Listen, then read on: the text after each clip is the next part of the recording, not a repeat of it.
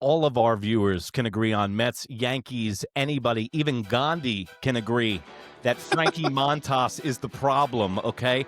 Now he's gone through New York. That Frankie Montas, when he collects his paycheck, he should have a bandana over his nose like a Bendito because he's robbing. Looking at Juan Soto's numbers is like, it's like a Magic Eye poster. You don't know how you're seeing it, but you are. And I swear to God, he had a monumental year, right? Didn't miss a step. In fact, had a better year than last year. And what completely pissed me off, Mike, was I saw him in a highlight yesterday. He committed his first error of the year like yesterday in right field. Yeah. People don't want to hear it homie, because it's like no. I want to hear it because this is my point. This mofo is in the short porch and right in Yankee Stadium last year. That's like playing outfield in a phone booth, all right? Juan Soto goes into Citi Field. It's one of the biggest right fields in Major League Baseball. You know his ego is his amigo because Juan Soto was like, I'm going to show everybody that I can play defense, man, and I can do it on a high level. And he did, but that pisses me off because that means he wasn't trying last year. Now, on Monday night, that game that I went to that Aaron Judge got hurt. Aaron Judge, fucking too many Aarons in this fucking town. Aaron Glenn, Aaron Baboon, Aaron Judge. Can we change some names, please? Suck. It's New York Minute Sports. It's New York Sports Talk with Sports Nuts. Welcome to another installment of the New York Minute Sports Show. Remember, it's New York Minute Sports for New York Nuts. Don't forget to like. Don't forget to subscribe. And we got wall-to-wall New York. And guess what? The beatings will continue until morale improves, Michael. Let's go with the Yankees and the Mets first. Now, oh boy. Guys, I know that I always talk about the Yankees on this team, but there is actually other teams that exist in this town, that being the Mets, and that's why I brought my buddy Mike in here to give us the blow-by-blow. What's going on in Metsland, Mike? A lot is going on since June. Let me explain this. Since June, this team has been unwatchable to the likes of the Nationals, the Rockies, all the teams that you could think of. The Mets have played just as bad as them, and we are witnessing now one of the biggest $350+ million collapses in New York sports history. Yeah, where'd it go wrong? Like, what happened? Oof. Like, exactly what point in the season did you think you're like, I don't know, this? Because in the beginning of the season, you guys looked like one of the best teams in baseball. And you guys were better than the Yankees at the time, which pains me to say it. But now we turn around. The Yankees are 20 games above 500. They're actually looking like the semblance of a baseball team. Now, where did it go wrong? The pitching was outstanding the first 2 months of the season, right? All the bargain bin shopping that Stearns did early on was working out with Griffin Canning. Well, Montas never just worked out. So that was a signing that we all laughed at in the offseason. Well, that's one thing. Yankee fans. All of our viewers can agree on. Mets, Yankees, anybody, even Gandhi can agree that Frankie Montas is the problem, okay? Now he's gone through New York. That Frankie Montas, when he collects his paycheck, he should have a bandana over his nose like a Bendito because he's robbing.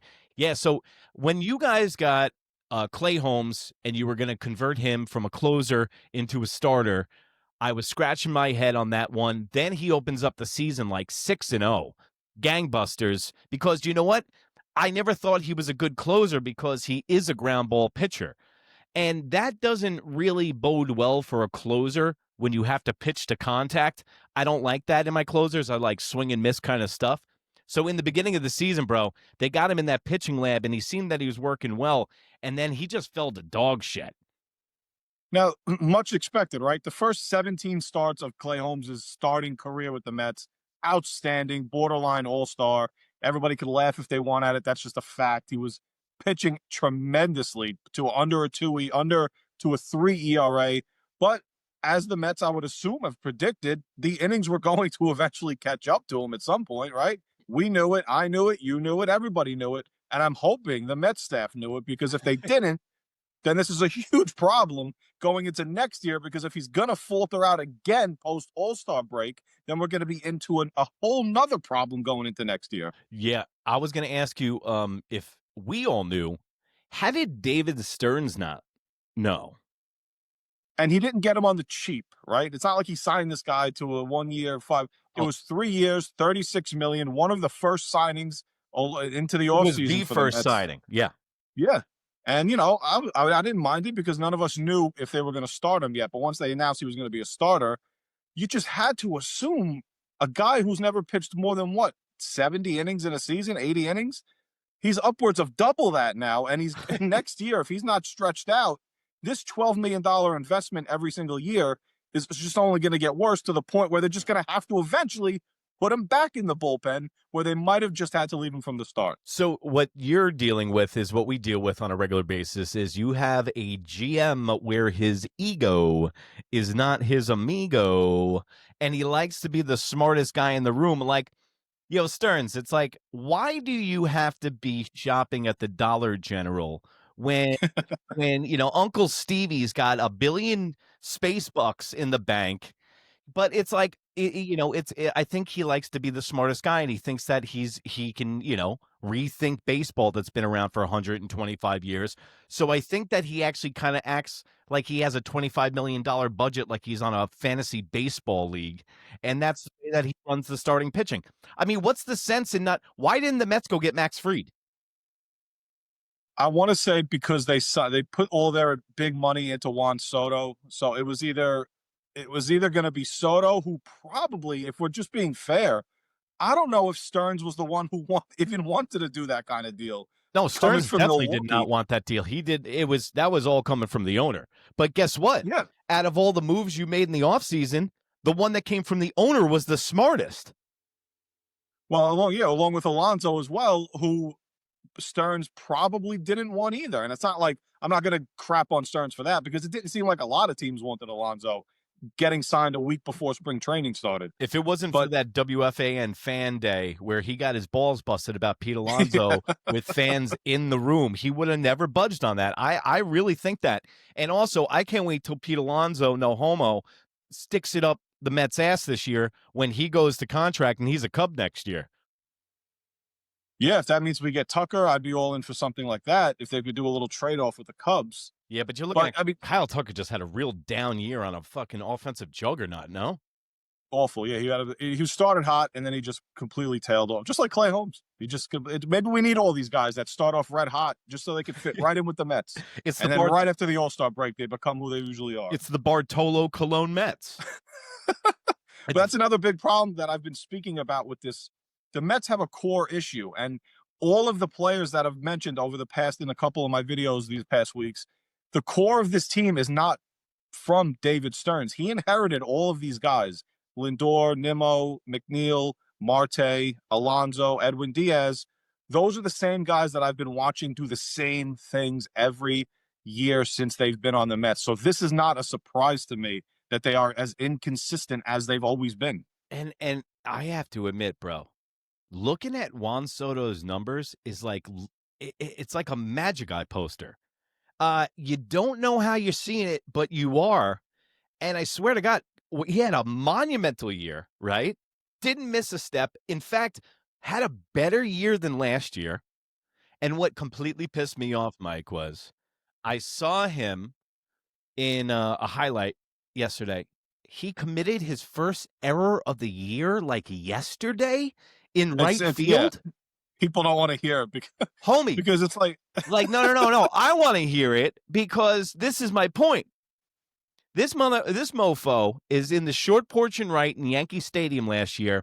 That's like playing outfield in a phone booth. All right. Juan Soto goes into Citi Field. It's one of the biggest right fields in Major League Baseball. His ego is his amigo, because Juan Soto was like, I'm going to show everybody that I can play defense, man, and I can do it on a high level. And he did. But that pisses me off because that means he wasn't trying last year. Maybe the balls are coming at him a little quicker over there in right field. I need some more time to get there, man. Yeah, hey, listen, I have to admit, it worked out great for both teams. It worked out great for the Mets. It worked great for the Yankees, man. Just think about where both teams would be without Solo Soto and Max Fried. Yeah, it's tremendous. And tremendous. And Bellinger as well. You got to include Bellinger in that mix because they probably, I don't know if they trade for Bellinger, if they bring Soto back. I'm And sorry. God knows where. Whoa, hold on. What are you taking players off of my team and putting them on the Mets all of a sudden? I have to. As I'm adjusting the mic and I'm not really even paying attention, you try to slip that in there, Mike. I tried to sneak that in. Yeah, I saw that. So what was this again? No. We're sticking on the Mets. Yeah, we'll go to off season in a second. Stay away from Cody Bellinger, all right? I supply him with his edibles, so no. All I said he's not going anywhere. If the Yankees had re-signed Soto, then most likely don't trade for Bellinger. Yeah, you see how which opens up him to come to the Mets next. No, I know, but you see how protective I am. That's how good. That's how good Cody Bellinger's been this year. Like he's a dude. He's a baseball player. And I know it sounds counterproductive to say that, but dude, he's a gamer. I mean, but that's the thing. Just think about where the Yankees would be without Max Fried this year. True. I mean, without 19 wins, this guy's become a bulldog. He's 28 years of age. You know, you notice these left-handers like Randy Johnson and stuff, they start to mature a little bit later in their career rather than right-handers. Like around 28 years, 30 years of age. It happened to Al Leiter was like that. Bunch of lefties that were able to get their control after that point, and he's completely matured in the role. And so has Carlos Rodon this year, which is unbelievable because he was a mental midget last year. And I think that's the opposite. That's actually a good thing from the beard policy because Carlos Rodon showed up 2 years ago and that mental patient shaved his whole head. It was like, no, you only need to shave your face, Carlos. Like he's just, you didn't read the rules. I did the eyebrows and all, you know? So getting back to the Mets real quick, what I need you to explain to me is how are the Mets? Okay, so the Mets are still, they're not eliminated from the playoffs. They're tied with the Terry Francona Cincinnati Reds, which I have a futures on for them to make the playoffs. Some buco bucks on that. So it's funny how it's working out. But the Mets are tied with them. The Reds own the tiebreaker against the Mets? The Reds have the head-to-head, yeah. So we're looking. So do the Diamondbacks as well, who are only a game behind the Mets. So talk me off the ledge here. What's going on? No, the ledge is gone. Every Met fan that I know is completely off. They've jumped. They said Mets this team dead? was dead. They're not dead. Until they're mathematically knocked out of it, they're not dead. Oh. I have to watch it, and I have to witness it like I did in 07. As each game was getting counted down with the Phillies, I'm still saying, one more win. We just need one more. Yeah. And it's going to happen. It's going to come down to that last game in Miami. Oh, the Mets are going to have to win to get in.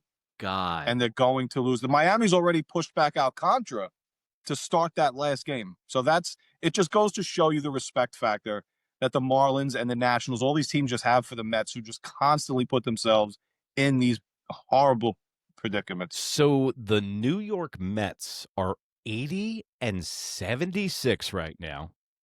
They are in the last spot for the last spot of the wild card. The Cubs are 8 games. The San Diego Padres are 5 games. So you got to hope that Cincinnati Reds lose out. You don't control your own destiny is what you're saying. That's the worst part. Now, after yesterday, we completely lost control of our own destiny. So even if you that makes no sense. So even if you guys win all the rest of your games, it still doesn't matter? No, if Cincinnati wins out and we win out, Cincinnati would get the tiebreaker. What do you think, gun to your head right now, what are you thinking? They're going to make it? No. If you had to make me tell the truth, there's nothing exciting. There's nothing exciting about this team right now. The hitting is way too inconsistent. The pitching, these guys are still going 3, 4, 5 innings. Now with the young guys like McClain, who he had to have his worst start at some point. He had it Saturday against the Nationals where he was walking people, hitting people, giving up shots. I mean, and he only gave up 4 runs, so it sucks to say it was his worst start, but it's coming at the worst time. You know what? Both New York teams are guilty of this, though. They got really young guys coming in big spots now. And I would say that the Mets, it seems like the Mets starters aren't as battle tested as Cam Schlittler, Will Warren on their starting rotation. These guys are, I mean, they got all the talent in the world. It kind of reminds me of the Harvey, Syndergaard, Mats bring up from the Mets. But they got roughed up. And these major league teams, especially the Mets and the Yankees, they can't expect these guys to come in and plug and play with a rookie pitcher like that in big spots, you know? Because you're not Yeah, getting it's any unfair. you're not getting any length from your starters. That's the number one, like one of the major reasons that the Mets are not succeeding is that they're getting zero length from their starters, and then you bring in rookies who you know are going to have a pitch count. They're going to have a pitch cap because they don't want to blow these guys' arms. So I don't know, man. It's looking bleak in Citi Field from where you were in the beginning of the season, all right, to now. Like you guys were selling out. Is Citi Field still getting sold out? This past weekend against the Nationals, I didn't see a lot of they did the whole celebratory thing where they said thank you for the fans. It's just the worst timing possible. They put up the big thing on the billboard and said thank you for 3 million people who showed up to the ballpark this year Oof. as these guys are robbing home Yeah. runs and the Mets are not getting hits. Oh, yo. So that's a lot of people for Citi Field this year, bro. Yes, the fans, Cohen called them out in the offseason, and the fans responded. And now what you're going to get is season ticket prices are going to be raised next year, even if they miss the postseason. And you're going to get back to what it was a couple of years ago, where the fans are just not going to take you serious, and they're not going to show up anymore until you prove that you guys can have some sort of sustained year where you have a good season. You're getting the Alex Rodriguez effect. Juan Soto is doing the same thing to the Mets that Alex Rodriguez did for the Jankos, and that's the fact that when Alex Rodriguez went to the Yankees, their fucking attendance shot up to 4.1 million people in 1 year. It's insane. So Juan Soto brought the people out, but now the fucking Mets aren't holding up their end of the bargain. And you know what? I don't want to hear, these aren't Stearns players and shit like that. He could have went out and got Blake Snell. He could have they got deep pockets, and the owner of the Mets team has no problem of paying the luxury tax. He looks at it as spent money, and he says, it's part of baseball, so it's a write-off for him. So I think Stearns needs to take more attention to that. Who do you solely blame this year on? This has got to fall on Stearns. I'm one of the biggest Stearns fans there is, and he came from Milwaukee where he didn't have this massive payroll. Everything had to be by the book, and I want to go get player X, but the owner's telling me I can only get player V. I can't get player X. But there's no excuse here. This has to be the offseason, whether they make it, whether they get knocked out in the first, the second round. The core of this, he needs to start putting his imprint on this team now, going into year 3. He's already built the number one farm system in baseball, according to ESPN, so don't take that too seriously. Yeah. But they have tons of prospects, they have tons of money, and they have tons of money coming off the books and a lot of dead weight that needs to come off the books. So this needs to be the offseason where Stearns puts his imprint on the team and they start to become a sustainable winner. He's the number one reason why the team is in the position it is. Well, it comes down to execution too, because listen, man, like everybody wants to blame Brian Cashman, and listen, Brian Cashman will get hired in a goddamn second anywhere else. He's had 34 consecutive years with a winning record. Like it's insane. Like hey, listen, man, I wore a bag over my head to fire Brian Cashman night. So I'm one of the biggest culprits, right? So, and what I tell the guys on my show, New York Minute, NEWYRKMIN, right here on YouTube, and go over to Instagram, same moniker. What I tell people is, they're like, oh, but you were saying last night that they were done. I'm like, yeah, I didn't tell you I was going to make sense. I didn't tell you I was going to be rational on this channel.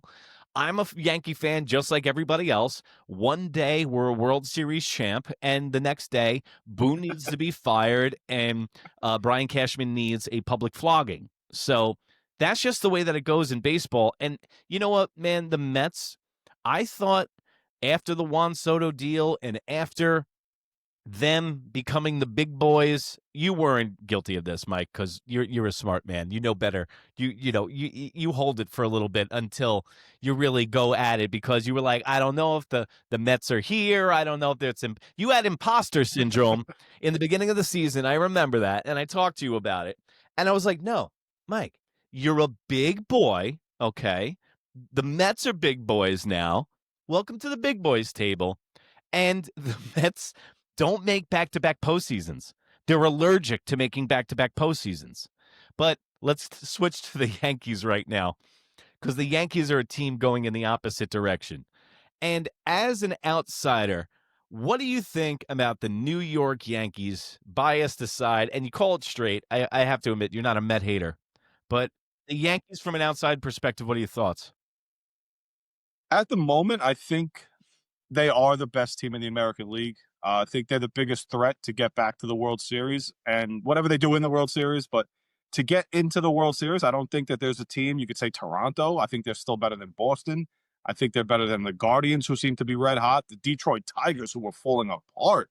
Talk about the Mets collapsing. The Tigers are collapsing. The Yankees has beat any of them. The Guardians has to be one of the best stories in baseball. This is like the Oakland A's in the Moneyball year, where they rang off 23 wins to get into the playoffs and stuff like that. Yeah. Dude, the Guardians are playing not to mention 2 cheating scandals, okay? 2 not 1, 2 Black Sox cheating scandals, selling at the deadline, selling anybody that wasn't nailed down, and almost making the playoffs. So that's why it makes situations like yours a little bit harder to swallow with the Mets, because of things like that, where the Guardians and even the San Francisco Giants were in contention, playing in that I was about to call it the NFC West, the NL West, playing in that, and they were still in contention. And it was kind of weird how both the National League and the American League kind of flip-flopped. Remember how in the beginning of the year the narrative was the National League is much better than the American League.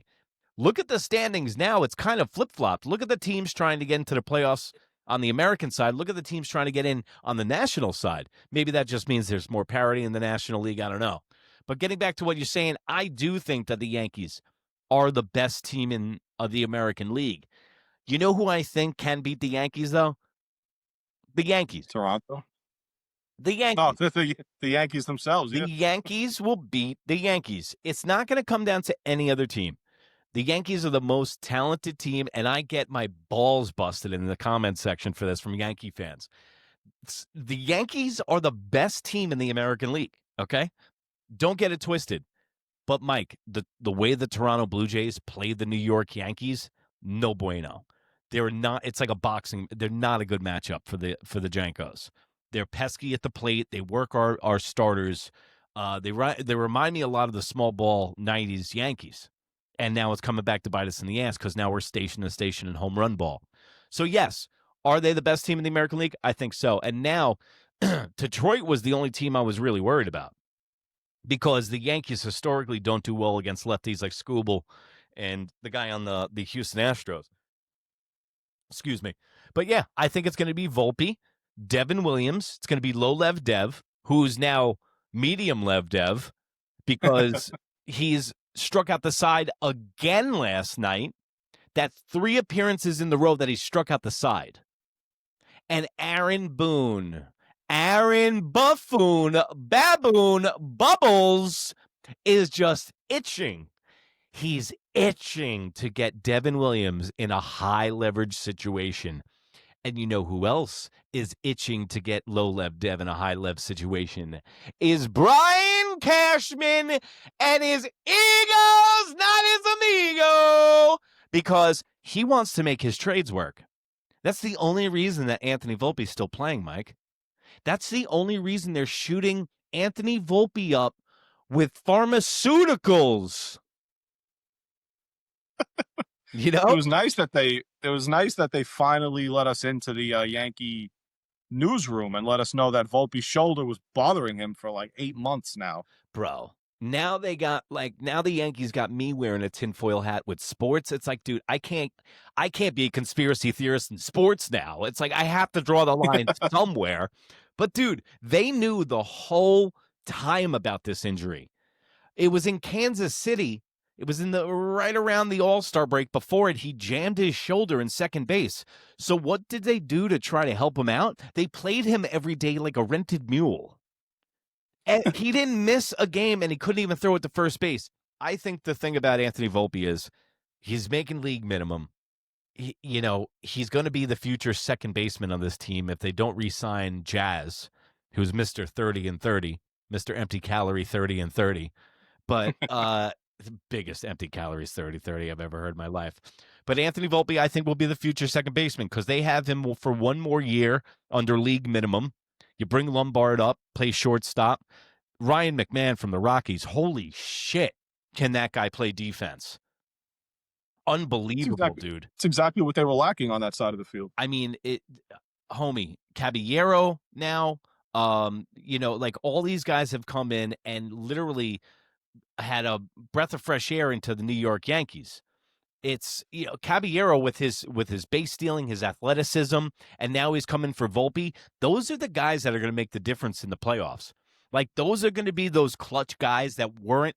I want all the guys that didn't come up in the Yankee farm system to be in the playoffs playing, okay? Because it seems like everybody that wasn't raised as a rail rider or the Somerset Patriots is actually clutch. Trent Grisham, Giancarlo Stanton, Cody Bellinger. Okay, the list goes on and on.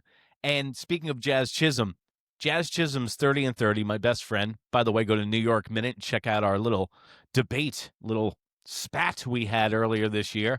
But Jazz, the first thing after him hitting the 30 and 30, he was talking about his contract. So you can imagine what kind of guy he is. Is he a Boris guy or is he He's an alien who designs purses, if you ask me. But I can see him sitting on the market for a long time. I don't think he's going to dictate as much money as he thinks. I mean, in his mind, he should probably make the Juan Soto money. In his mind, he's a living legend. But let's tamper it back. I love how Judge kind of sandbags him, though. If you notice, whenever they ask him about Jazz Chisholm in an interview, so Susan gets her decrepit ass up there and goes, who's faster, you or Caballero? And he's like, oh, come on, man. He goes, I'm faster than Caballero. And then they ask Judge, and he goes, who said he was faster than Caballero? She goes, Jazz said he was faster. He goes, yeah, Jazz is out of his. He goes, Jazz doesn't know what he's talking about. So that's pretty much what it's come down to. So the Yankees, we got the White Sox, and we got the O's to close out the season. So the Yankees are going for the division. Everybody that's usually with me on the Yankees postgame, thank you for viewing our live broadcast. Don't forget to comment. Don't forget to like. Don't forget to subscribe. Let's switch some gears here. Oh, boy. We got to switch gears to football, Mike. Do you want to do that? You were in the building last night for the Giants game. Why don't you give us what you're feeling? What's the gut feeling like right now? So the Giants, I knew the Chiefs were going to win, right? But yeah, you get the cautious optimism when you get into the tailgate. You see the fans, you see the stadium, as gross as it is. The beer's helping, but then the lights go down a little bit. Yeah. Now the stadium's starting to light up. They're starting to put some fireworks. It is beautiful blue across the stadium. Player introductions. The stadium was rocking, man. It was the fans came out. It was a lot of Chiefs fans, but the Giants fans were overwhelming them. The atmosphere at 0-2, at 0-12 the last 12 seasons. The team has just been dog crap, but the fans showed up, and I give them credit. They were right there, right up there for the Scatterboo touchdown. A lot of people thought this is going to be the thing. We're going to win this game, send the Chiefs to 0-3. And then the drama, the air just got sucked right out of the building so fast right after halftime. Yeah. And there's just so much dumb stuff over and over with this team. I just can't take anymore. Coming from where you live and coming from where I live, you have a lot of time to think on the drive there and the drive back. Goes, what's up, New York Minute? And if you can't be good, be bad, baby. Bye. Just give my shout out to some of my followers, my supporters, my OGs since day one. So you have a lot of time to think on the way there, the way back, in between. I even said I turned the volume down. I was on my way to Monday Night Football, Aaron Rodgers' first game against the Bills, Monday Night Football, and I turned the radio down and I go to the car full of people. Hey, guys, we might have a 4,000-yard passer this year. And by the time I got to my seat, I sit down and somebody's injured on the field. And I go, yo, who's that? And they go, Rodgers. I go, yeah, it's funny. I go, who's that? They go, yeah, it's Rodgers. So I didn't even get to see him take a snap, and it's been in purgatory, bro. But I have to admit, MetLife does get loud. The Giant fans still show up. They still show out. Scatterboo looks like he is the real deal. I like him. They need to change a pace back with him. But, I mean, you knew that this was going to happen with Mr. Unlimited. I saw him he was second in yards thrown in the stats. After one week 2 game. Yeah. And Josh Allen had 3 games played to his 2, and he was only like 50 yards passing off of Josh Allen. So, like when I would see Russ at the Knicks games and when I would see him like all over town wearing his varsity Giants jacket like the douchebag he is, okay? I was like, is this guy trying to trick himself into thinking that he's going to be the quarterback past week 6? He is. The way he was acting, you would have thought that they traded for like a 28-year-old Russell Wilson. Yeah, Legion of Boom, Russell Wilson. Like he's going to, oh, you know what? We got this guy for the next 7-8 years. He's embracing New York. And it's like, bro, you're going to play 5-6 games. Dude, do you know what that is? Do you remember how he always wanted to play in New York? He always said that? There's always that rumor. Yeah, him and Sierra. So he's like in his mental mind, because anybody that calls himself Mr. Unlimited is literally mentally cooked. Like he was tricking himself into thinking that he could bring back the old Russ, but dude, he looks lost. The players, I turned it on for a little bit last night, and the players looked dejected, bro. The players were giving him looks. So the wide receivers, fucking, they were all over this guy and just like rolling their eyes and stuff. And now you have a GM and a head coach. How the fuck did your owner allow 2 guys that aren't going to be here next year literally buy the groceries? Well, it's like there's certain things that happen to only bad teams, as you know. Like the stuff that I've watched over the last 3 years doesn't happen to other teams. I'm convinced. But before the game starts, the announcer makes an announcement last night. I'm just sitting in my seat, enjoying my hot dog, my beer. I'm just sitting there, and I hear the announcer go, Graham Gano is now questionable with a groin injury. This was during pregame warmups. He got hurt again. Yeah. Now you don't have a kicker for the entire game. The punter has to kick. This stuff I've never seen in my life. Russell Wilson down in the red zone. If you got that far into the game, there was about 4 minutes left. I saw that. 3 out of 4 plays, he throws it out of the end zone. Dude, why was he trying to hit the goalposts on? Maybe that's what he was trying to do. Dude, no. I'm not even joking. On 4th down, I turn on the game. It's 4th down, so I'm like, all right, cool, got it in a good spot, And he backs up and he just bang and throws it at the goal. Like, did he think it was 3rd down? I don't know what he thought. And in between that crap sandwich on 2nd and 14, they run a QB draw up the middle. I saw that. He got with the clock ticking. You're down 2 possessions. Wilson got booed out of the building. It wasn't really towards Wilson. Was that Wilson's decision or was that Dable's decision? That's got to be the play calling. Because if Wilson's calling a quarterback draw with 3 minutes left, you still got 2 timeouts. If he's calling that, you got to yank him off the field as a head coach. If your coordinator's calling that, you need to get on that headset and say, get the fucking ball into the end zone. Excuse me, I'm getting pissed again. No, you can curse all you want. I don't care because I've been cursing at the Jets. That's a good switch of pace right there. I've been cursing at the Jets. Yesterday, it's not fun anymore. Bro, I equate the Giants to the New York Yankees. The New York Giants are a good franchise. They've had their rough spots, just like the Yankees when they didn't win a World Series in the 80s and the 2010s. It's only happened twice where they didn't win in a decade. The Giants, in your lifetime, you've seen how many Super Bowls? 3, and then we won 2. Okay, yeah, exactly. So thanks. So your belly's full as far as I'm concerned. I have been getting my brains beat in since 1990, Mike. And I'm just fucking, it's not, watching football is not fun for me anymore. It puts a sour taste in my mouth. Like, all I can do is, like, I don't even want to gamble on it anymore. I don't want to, I don't want to watch the Jets. Now, they have no future, okay? Like, you want to talk about a team that really has no future. It's like, yeah, we're rebuilding, but you're not in a fucking rebuild because you have Justin Fields, who's a quarterback that's not going to be your future. I'm telling you right now. The only reason he was that good in the first game, he had 4 weeks to prepare for game 1. I bet you the first 20 games were planned out and rehearsed. And that's why he was so accurate and did so well. And the Steelers' defense this year isn't the big Steelers' defense that we think. Nope. Where the fuck is the running game?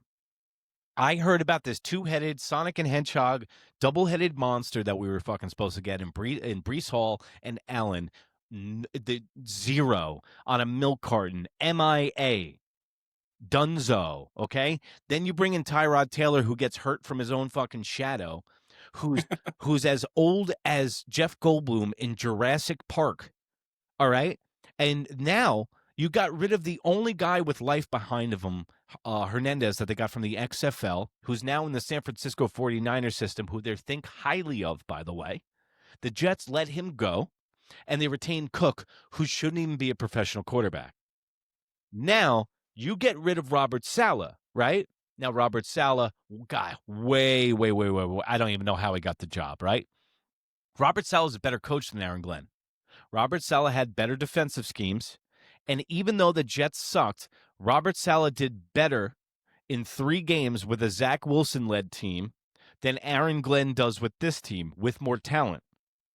Now, on Monday night, that game that I went to that Aaron Judge got hurt. Aaron Judge, fucking too many Aarons in this fucking town. Aaron Glenn, Aaron Baboon, Aaron Judge. Can we change some names, please? So anyway, then we got Aaron Glenn, who's saying we're not the same old Jets. You're fucking 0-3. What do you mean you're not the same old? No, you know what? Maybe he's right. He's not the same old. You're worse than the same old Jets. He's looking like the Rich Kotite Jets who he fucking played for, man. Yeah. And this is, I mean, they were, again, non-competitive for 3.5 quarters yesterday. And, you get the blocked field goal. You get that mini burst of, oh my God. Now, how did you feel when they blocked the field goal? Did you feel like they were going to, because there was no Evans for the last drive? I was gonna say something really fucking out of pocket right there. I feel like I got assaulted, Mike. Yeah. I feel like I got mentally assaulted, okay? Visually assaulted, because they try to suck you back in. And it's just like Spaceballs. They go from suck to blow, okay? All the fucking time. Suck. They're like Mega Maid. In fact, the New York Jets should be called the Mega Maids from now on, and they should play in New York. I was thinking about this. What do you think about this? We get together, me, you, Giants and Jet fans, right? The world's too tumultuous to fight. We combine as one, okay? We combine as one like Voltron, Power Rangers, whatever you want to call it. We make our fan bases, we combine them, and we make another team. Yeah. Like the Bills. Why don't we just all become Bills fans? I was thinking about that. We should be called the Jants. No, the Jorts. Yo, you. The Jorts. Yeah, how about this? The New Jersey Jorts, right? You combine the Giants and the Jets. They're green and blue, worst colors in the NFL, right? And we go for broke. And our mascot is some Italian dude hosing off his driveway in jean shorts. Like Tommy DeVito's agent. He's dressed too good for the part. That guy's got a little sugar in his tank anyway. We can't. He might fold on the question in there, Hendry. You know what I'm saying? You know how sad the state of affairs is now? I don't, excuse me, I don't even see Giants and Jets fans arguing with one another anymore like I used to. Like, they don't even debate who's worse, who's better, whose future's better. There is no arguments anymore. Actually, it's just we all think. You guys are getting a free pass on that, I have to admit, because if anything, it's tough to bust your balls when our team fucking sucks. When our team is right there with you. When this stadium's been made, it's been dog shit ever since. Dude, the last time I could remember this team that I enjoyed them, like the Sexy Rexy 09, 2010, okay, I did enjoy that. But like real enjoyment from the Jets was like the Chad Pennington Jets. Like the Herm Edward Jets were like the most consistent Jets I've ever had. Like the Chad Pennington-led Jets for like 4 or 5 years when the Oakland Raiders, the Jerry Rice-led Oakland Raiders would kick their teeth in every year. But we got to talk about this. What'd you think about Aaron Glenn running up and down the sideline? It was a small piece of his excitement. I don't want to take that away from him. I mean, we also do. Salah do stuff like that. I want to take it away from him. I want to take it away from him immediately, Mike. Salah did stuff like that. I mean, if the Jets would have closed that one out, maybe it's a little more tolerable. Yeah. But because of the end result, because of the end result now in hindsight, it looks really dumb. So let's go down a little scenario, okay? I'm going to run a little scenario by you. Let's play a little role play. You're at a restaurant, right? And you're the manager of the restaurant, and the bartender is really rude to people, right? You fire him, right? It's not going to work out, you tell him. Then you hire another bartender, and he comes in. And he's even more rude than the last bartender, okay? What are you going to do, Mike? Are you going to keep him around for that long? No, he can't. He's a bigger cheerleader than Robert Saleh was. And I've never seen Robert Saleh do that on the sideline. I've seen him get stood up by Aaron Rodgers for a hug, for a hand hug or whatever that is. But, yeah, I don't like it, man. Coaches don't do that. He's a Bill Parcells disciple, but what scares me is like, how many Bill Belichick disciples were there, like Matt Patricia and all these dudes who don't pan out and they try to act like Bill. Like, look at Eric Mangini. Eric Mangini on the Jets completely sabotaged his career trying to act like Bill Belichick, cheating like him and all that shit, the man genius and all that bullshit. Yeah, that act wears. We had Joe Judge. I fell in love with him at the press conference. The guy was constant. We're going to fight for 60. We're going to do this. We're going to do it. After a couple weeks of losing, that stuff just becomes numb. You don't want to hear it anymore. Dude, who was the guy with the insane haircut who shaved his sideburns? Who's a McAdoo? Yeah. Who's the guy that got the glow up out of nowhere? Who was that McAdoo? No, who was it? It must have been. I think it was McAdoo in year 2. Came in looking like dog shit, right? And his suit was like this big. Yeah. And then his hair is parted down the middle with no sideburns, and then he got a glow up. His second year, yeah, he looked a lot better in his second year. Who was that? He's the one who took over for Coughlin. Yeah, see, that's the crazy shit, is that they just blended into obscurity with their coaches, man. Joe Judge and all this shit, and they're trying to emulate everything else, and it just doesn't work out. Now, like Aaron Glenn, it's all about trends in the NFL, and they think that this guy's going to be the next head coach of the Detroit Lions. This shit happens all the time, right? Yeah. Aaron Glenn was a losing football player. Listen, he's got 60 career interceptions. I'm all good with that. He was a good player, okay? But he was a good player on a bad team. Kind of reminds me of Nate Robinson on the Knicks that year. He was dropping like 40 points. Yeah, and he was dropping 33 because nobody else is on the team. So, that I can't believe we made it full circle with Nate Robinson and Aaron Glenn, but we do here on New York Minute. How we feeling about the Knicks coming up? That's our only hope. This is my only hope, because you still got the Yankees. And I barely have the Mets. This is the Knicks is my last hope at a team that's going to take full advantage of what a path to the championship is looking like. And if they don't take it, I don't know if I'm going to be able to survive this sports season. The Knicks season scares the shit out of me. Yeah. Because we have expectations this year. Okay? The Knicks scare me because, what is it?